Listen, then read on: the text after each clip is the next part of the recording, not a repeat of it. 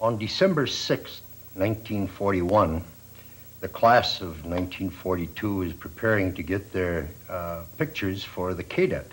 And the picture editor was Carl Baumgartner, who rented or got a student who was soloing in an airplane and took the first aerial photograph of the college and academy. And it was kind of a bright December day. The picture came out without any leaves on it. And in order to get compensated for the cost, Carl had to go to Father Foran and ask him for the monies. And Father Foran looked at the print and said, well, you should have waited until you got leaves on the trees. But I might remind you that December 7th was the next day, and there was no more flying around in any kind of an aircraft after that. Theology, it's more they would like to instill a good code of ethics and morals in here. They know. I remember it just gave me a great feeling of acceptance. You know, you can talk with a lot of the teachers after class and stuff, you know. I just felt that was really important and really made me feel a little bit more comfortable. And I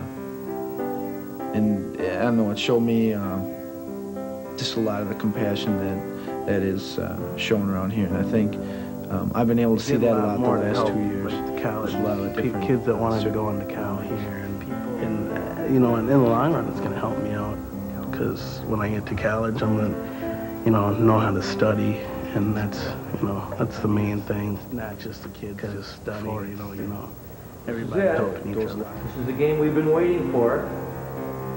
This is the one we've been practicing for since August 14th. Getting recognition around the community, I think it, I find for me sports involves most of the things that life involves. A lot of it has to do with dedication, working with people, dealing with adversity, trying to overcome problems, and setting your mind to something. And it's not so much the winning that counts, it's the friendships that go along with the winning. If you don't push yourself more into camaraderie and unity. About sports and getting involved in things like that, really what you're getting is training for the rest of your life. We want to show them what St. Thomas football is all about. We want to show them how to play with pride, how to play with class. What do you say? I learned a lot from morality and my personal values of Christ. Amen.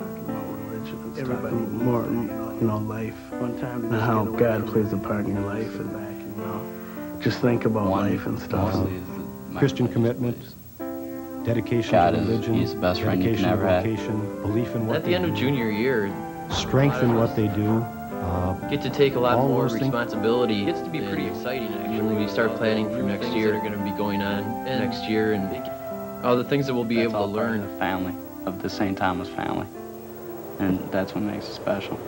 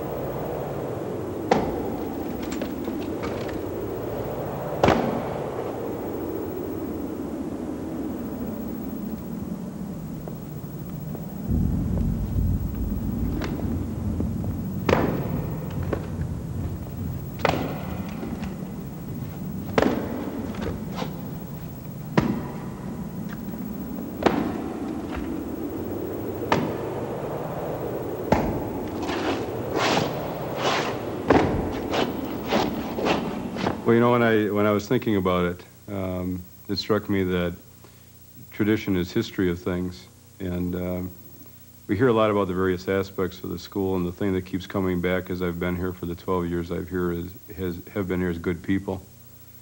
And the people keep changing, and the school keeps on doing what it's doing. Students come and leave, teachers come and go on to do other things. But the thread that runs through there is a constant flow of good people who care about each other and who care about the whole process of what goes on here, and who really look out for each other, whether it's in an academic way or a personal way or a spiritual way. And some of the fondest memories I have of the place are when I have had an opportunity to feel that sense of caring.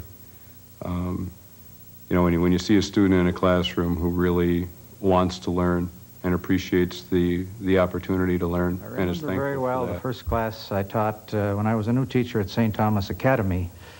This would be in September of 1946. The Spanish classes I had at the time were taught on the second floor of O'Shaughnessy Hall, which was the Fayette building at that time. I was on the second floor. I walked into that first class, Spanish 1 class. In the front row were seated about 6 or 7 Latin Americans. I was a beginning Spanish teacher, fresh out of college. I must admit I learned as much from them as they probably learned from me, possibly a little more.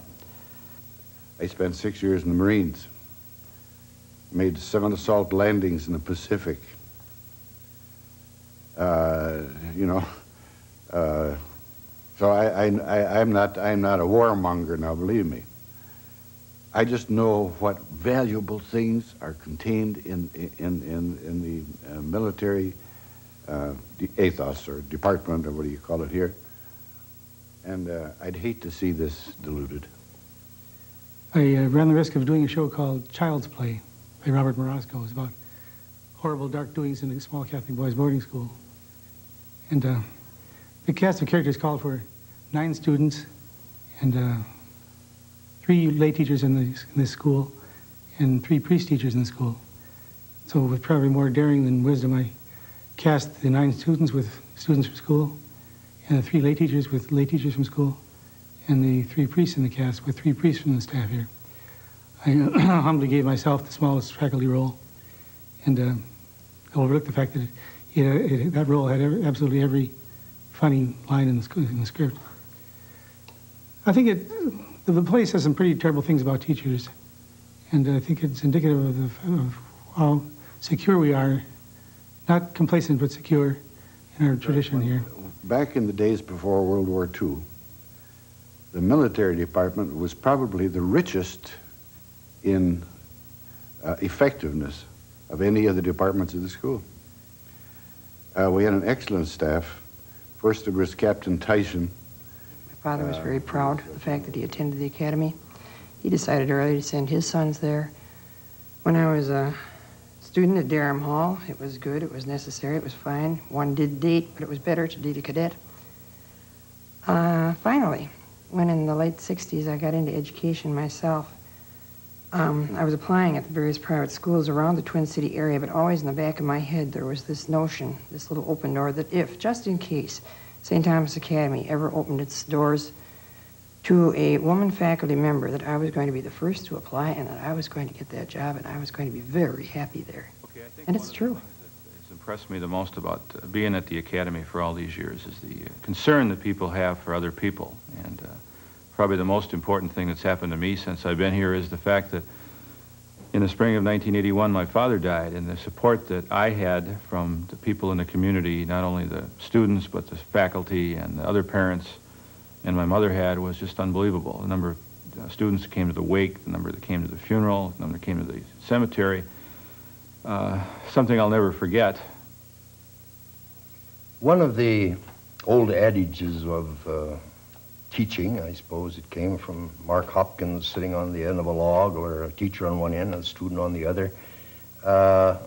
Some people thought of the old Academy building as a kind of a ramshackle piece of makeshift, jury-built kind of building, and it was. Thin walls, probably rather severe for modern day consideration to keep a school in that. Probably one of the buildings had been condemned several times. No longer on the campus when I got there.